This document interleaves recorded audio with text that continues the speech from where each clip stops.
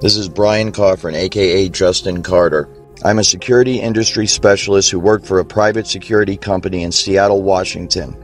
I am no longer employed by this company. I chose to leave because I could no longer in good conscience work for a corrupt company that is involved in a highly illegal federal program that is blatantly violating the constitutional rights of American citizens on a daily basis.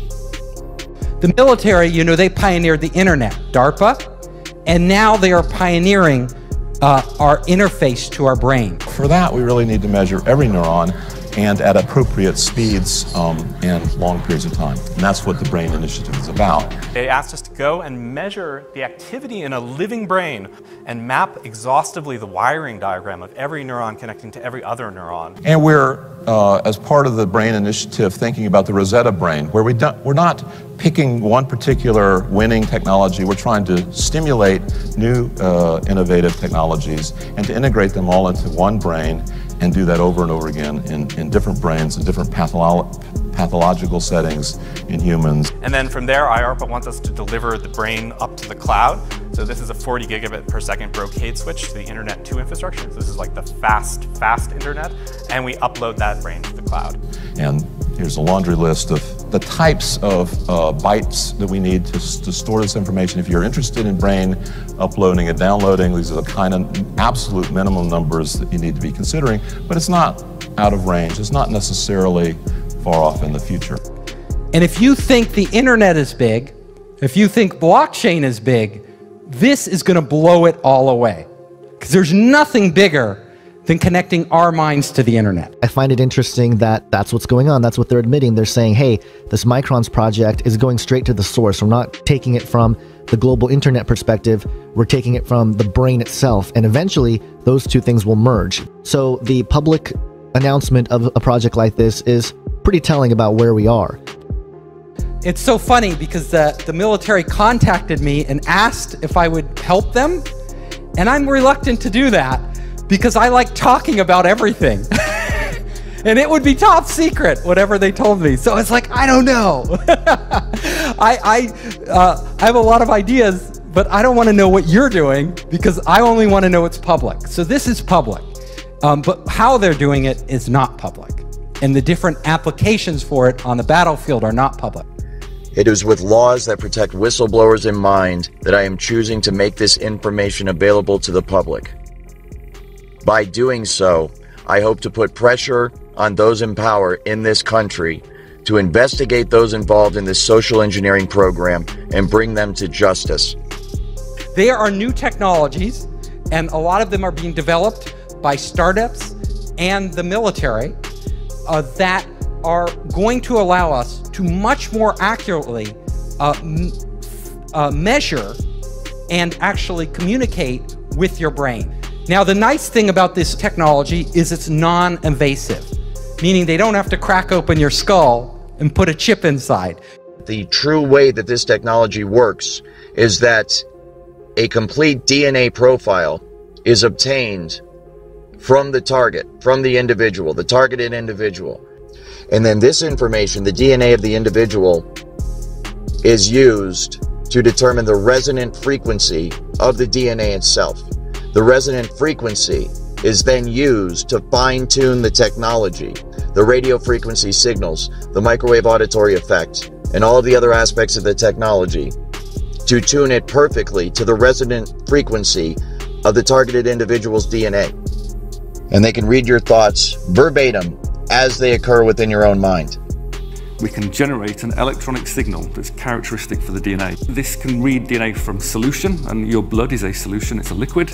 We can decode it into a form that can be read by a computer. And in a way, you can think about DNA as digital information moving through a tube. Now, if we can tap into that tube, like a network, and we can read that information, we can intercept what's happening in people, you can make them an extension of the internet. And I have a thermostat at home that's on my iPad. I can warm the house up before I get home. People call that the Internet of Things. We call this the Internet of Living Things. much like any information, biometric information, digital information can be susceptible. We know that genetic information and DNA sequencing information is highly sought after by adversaries. The memo says the kits could expose personal and genetic information and potentially create unintended security consequences and increased risk. It also says the data in the wrong hands could be used to conduct mass surveillance or to track individuals. There are many military applications for having, maintaining, and using DNA data sets. There are new technologies that are coming out. Technology called biocoded directed energy. And that's a top secret thing that was developed. And what it is they get your DNA. Once they have your DNA, they take the DNA and they put your DNA code in a supercomputer. And in that supercomputer, they run algorithms that biocode electromagnetic transmissions so they bioresonate with your body. Once they've done that, they can transmit that from satellites or cell towers or aircraft or any number of ways, and that signal will only affect you and nobody else. In other words, everybody standing next to you is not going to hear the content because their receiver is not tuned to that bioresonance. There's a bioresonance to every individual, just like our fingerprint. Every person has an individual DNA, a different bioresonance. And so the original Stockland patent is on my website, where Stockland was able to go voice to skull with pulse transmissions in 92. And then after the rest of the development went black ops. We don't really know what happened after that. We knew we could put voices in group people's heads. What they did, and I know from the Russian translation, from Cheryl Welsh, from reading all her translated psychotronic stuff from Russia, that they figured out how to biocode these microwaves so that it can attack specific individuals. They basically analyze your DNA and they then use supercomputers to encode the signals. And you basically convert DNA information into ionic information into computer information. So that's going from DNA to ions, but for the brain, we're interested in the opposite, going from ions to DNA. We have the ion channels that are going through the spiking, or in some cases, the non-spiking behavior. It's influencing the fidelity of the DNA polymerase so that the time series of the calcium, say, turns into a spatial series of changes in the DNA sequence, which you can then read out or compute on. And not just for the RNAs and other molecular identifiers, but what the brain was thinking during activity. All of us speak to ourselves in our head. That's how it's strange that we have to communicate to ourselves by speaking, right? But we will just sit there talking to ourselves. So as we are talking, there's a certain pattern for every word we say. What they're doing is looking at the pattern in the brain, and then they're matching that pattern, they're putting that into a database. If you think of those words, and the beauty of this is most of the words in the dictionary we don't say, but a subset of these words, actually a small subset, we use all the time. So if you can match the patterns in somebody's brain to the patterns in the database, you can literally start to read their mind. Every time a word comes up, you know it. Oh, that word came up for that individual. Now, will the patterns be identical in every person? Probably not, though the information will be stored in slightly different places. But it wouldn't take long for you to train a machine to read your mind. Now, that's just the beginning. They may be able to have algorithms sophisticated enough, and they get enough samples, enough data, that the AI could actually learn over time what the general rules are for different words, and then you could apply it to anybody. Without verbalizing anything, you could literally start to communicate with other people. So my lecture, we could all be standing here silently. And I could just be communicating it to you. I could be talking, you would talk to people, you could literally have conversations with people without ever getting on your phone anywhere in the world. You know, goodbye WeChat or Google Hangouts. We could all just be on our brainwaves, right? Communicating with our friends, they could be dropping in on us. Very strange if we think about it. so that when that person goes to speak out about it, when they go to seek help from their fellow human beings, and their fellow human beings say, what is it that's happening to you? The target will then say, I'm hearing voices inside my head. But these would be controlled hallucinations run by algorithms. And they will conclude that this person must be crazy. And as a result, they will recommend psychological evaluation for that person. You can see the way this is going to go, and the way it is going right now. As good people, helpless people that are being abused and tortured and enslaved and experimented upon in America today, American citizens cry out for help from their fellow Americans, and their fellow Americans say, why don't you take some Prozac because we think you're schizophrenic? When this is a highly technical program. All of the symptoms are induced by a technology that is so fucking sophisticated, it is horrifying beyond description. This technology can also tap into the optical nerve of the target and the auditory system of the target, so that those monitoring the target can see what the target is seeing and hear what the target is hearing. This information is then downloaded and stored on a computer in a highly secure, classified site on servers that are guarded by some of the tightest security in the world. So the ability to do this, the ability to download information, that is like what the military and other people are that's their holy grail. There's a number of companies now that are looking at ways to write digital information into DNA. Because you would only need about a room full of DNA to record all of the digital data that exists today, which is quite extraordinary. So we'll be able to outsource, we'll be able to upload our memories to the cloud. So let's say you don't want to, you want that memory forever, right? You're like, it's automatically probably being stored in the cloud for you without you thinking about it. Just like these automatic backups on your computer, everything, there's a copy and there's redundancy and there's like many versions. And so your experience, you could access it later. This results in the individual's entire day, everything they see, everything they hear, everything they experience, and everything they feel being recorded till the end of time. Within the brain, there are tiny structures called microtubules, right? If you think of these as straws, but they're straws through which flows light. And in fact, photons of light known as biophotons. And that each one of these is a package of information that flows around, these tiny structures in the brain. This light is carrying, of course, the memories. And we know DNA is also producing these biophotons of light. This is well studied and is well understood. So the interface between the brain and the DNA would therefore be these biophotons.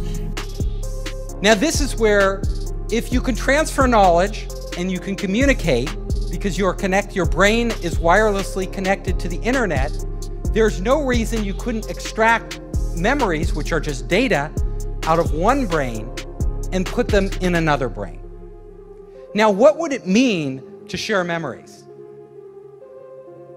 All of a sudden, Elon Musk, you want to know what he's thinking? You could get his memories from yesterday and live his entire day. Although the connectivity of the brain is where we are processing experiences, even utilizing recalled memories and writing new memories to the hard drive, that it's more like a RAM with a random access memory rather than being the hard drive. The DNA would be effectively our hard drive where all the bulk of the information we're not using is being written to. So it could be that in the future that we'll find a way to download people into DNA and move them across into other bodies. So this is an astonishing step forward in these kind of science fiction type ideas. When our brains are connected to the internet, our physical bodies become less important. Now, think about that. If our brains are connected to the internet, and if our brains are all connected, all of us connected, I could literally go into your head and see through your eyes. So all of a sudden, for a day, a lot of us, because you're entrepreneurs, think it would be cool to go inside Elon Musk's head for a day and walk around. Well, Elon Musk may allow people to get that feed and literally live through what he sees. Because of my responsibilities in surveillance as a otherwise normal security specialist, I was showed this technology at work. And it was through the perspective, of course, of the camera, and what I was told that it was obvious it was being used through the eyes of the targets. So I have seen it, and it is absolutely remarkable. It's just like a first-person, video game or something where you see right through the eyes of the individual. And so there's two aspects to the technology. Number one, there is the actual, what is essentially receiving the signal from the individual themselves. And that signal, it goes on within the human mind. I'm not going to get into exactly how the entire human brain works, but basically those optical signals are interpreted by the brain, and then you perceive them as vision, you perceive them as pictures and so forth, but this is all electrical signals within the brain. And so the exact same thing, the data is taken in through the eyes, and then your brain renders it in a visual form that we know as sight. The exact same thing happens with the computer. The data is sent to the computer, then it is rendered in the form of a picture that people can look at. As far as I'm aware, it's real time. There may be a second or two delay, but it is as it is happening. They can actually see through the eyes of the target. It's done all remotely. And that is rendered, of course, in essentially real time on a computer screen. And then it is to the point where it's so accurate, you can actually see the individual pores on someone's face. See scars and nicks and so forth. And so you can understand how if you had several people, for example, that you were able to do this, you can see through their eyes in a room or on a street corner or within an office building, wherever it is. You can get total situational awareness simply by looking through their eyes, and you can see through basically it's like being 3 or 4 or 5 different people all at the same time. The next thing that is really interesting is, everybody's talking about augmented reality and VR right now. If you've taken any drugs like LSD, suddenly it becomes real, right? Our minds are actually doing AR or VR, right? Putting dragons in the room and creating like all this stuff. We're able to, the point is, we are able to do that with our brains as they exist right now. So there's no need for external hardware. Once we tap into the brain, our minds itself can actually create overlays of AR and VR. If we have algorithms that stimulate the right things and give it the right data, we could literally see a screen pop up. We call it hallucinating, right? But these would be controlled hallucinations run by algorithms that would give us everything AR would without any glasses, without any contact lenses. This technology can be used to beam images and even motion pictures into one's brain. Images and motion pictures that are so realistic that you think you're actually watching a movie or seeing something in reality. It's like a virtual reality 3D rendering that takes place within the target's mind. But you can imagine us entering entirely living in the real world as we do now, and also living in this virtual world where they are combined right inside our minds. But as soon as we connect our brains to the internet, emotions are also data. We could start literally to feel somebody else's pain. And now we say, I feel your pain. We don't really feel their pain. But in the future, we may actually really feel their pain. Like if they're sad, all of a sudden we could tap in, to your wife or girlfriend or boyfriend, and you could be like, oh my God, I feel your pain. I feel your anxiety, This technology can also be used to manipulate the emotions of the target. It can induce fear, love, hate. It can cause you to be nervous. It can cause you to be confident. It can cause you to be depressed. It can cause you to be happy. It can cause you to feel any fucking emotion at any time by artificially inducing them. So, like any technology, there are great things we could do, and then there are very horrible things that could result from it that are unanticipated.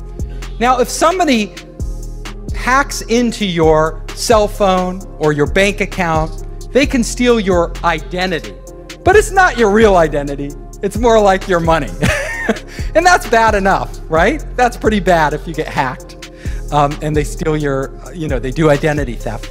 But if they're connected, if your brain is connected directly to the internet, then it will be real identity theft. They could take you. They could literally erase you. They could reprogram you in a way without you even knowing it. So you think you're in control of your own will, but it's actually somebody else. It can literally stop your own thoughts from happening and replace them with other thoughts by sending thoughts to your head. And it's so sophisticated that you cannot tell where these thoughts are coming from. There's no way to discern that they're coming from somewhere other than your own mind. So you can imagine how bad this would be for people that don't even realize this technology exists. And they're having these thoughts, which they think are spontaneous, because being under the influence of this technology now, kind of having been on both sides of it, I am just amazed at the way it works. And I know that the thoughts that they beam into your head originate from the exact same place in your mind that your own natural thoughts originate from. So if I didn't know I was under the influence of this technology, then I would have no idea that anyone was influencing my thoughts at all. And that's exactly what it can be used for. It can be used to sway people in terms of their opinion, to make them go along with a certain agenda. It can be used to turn groups of people or individuals against each other for whatever purpose. And who do we trust with this technology? Well, apparently not Mark Zuckerberg. He didn't do that good a job at protecting our data. Do we trust a government? Do we trust Donald Trump? Who do we trust? Yeah, decentralized, a blockchain, right? You're gonna have to have technology that protects us. Technology which really doesn't exist today, and it has to be so foolproof, and we have to have so much faith in it that we're willing to open up our brains to that potential of being hacked. So my final slide here is that, our future could go two ways, right? We could literally create heaven on earth. So we are all one giant being, and we are all working in unison, and we are experiencing these amazing things. Or it could be hell, where there's some evil AI or evil people controlling everything we do, and we're more like zombies, where we don't even know it. Like, we think we're free, and we're not actually free. One of the things I'm concerned about is the technology as it's being researched and developed in Seattle utilizes emotion manipulation and behavior manipulation without the game stalking and without the voice to skull aspects. And so this use of the technology can be done very covertly to the point where the person it's being used against will not know that this technology is being used against them. And that is one of my main concerns, and one of the reasons why I want to bring more light to this technology and to this issue, because this technology could potentially be being used against tens to hundreds of millions of Americans every day.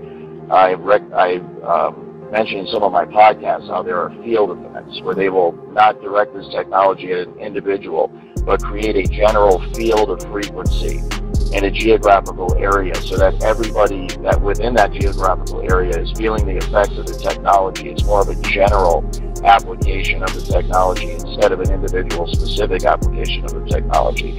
But when you consider that use of it and the fact that it is used for emotion and thought and behavior modification, then we could potentially be looking at many, many millions of people across the country that are under the influence of the technology today, right now. It's going to be very hard to stop. It is going to be very hard to stop. Think about it. It's sort of a one-way path. I've never seen humanity roll back technology. What we can do is control it. So like with nuclear weapons, we've barely kept those in control, with other weapons, not so much, like chemical weapons, but we need to start talking about this now. There is a very real risk that you are going to become a full-blown 24/7 targeted individual. And this technology at that point, when it is nationwide, will be used by automated computers, supercomputer software programming that will manipulate the emotions and the behavior and the thoughts of everybody in the United States of America.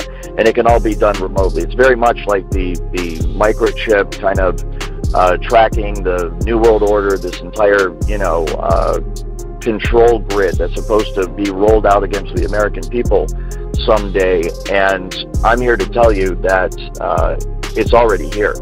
There isn't going to come a day where there's troops in the streets and tanks rolling down your neighborhood and riot gear and all this stuff. We might have isolated incidents like that. It might get like that every once in a while, but the true control grid is this technology, voice to skull, hive mind, behavior manipulation technology, and it can all be done remotely. It can be done simply by targeting you with the frequency, locking into the resonant frequency of your DNA and your mind, and in that manner completely track and trace and control you 24 hours a day. And it's highly, highly valuable for intelligence purposes and military purposes, corporate espionage purposes, and it is amazing the extent to which this technology works. It's so far advanced beyond what most people are aware of. It's truly mind-blowing, and I think that's a big part of educating people, is making them understand that, fortunately or unfortunately, this is possible, and it is being done right now today.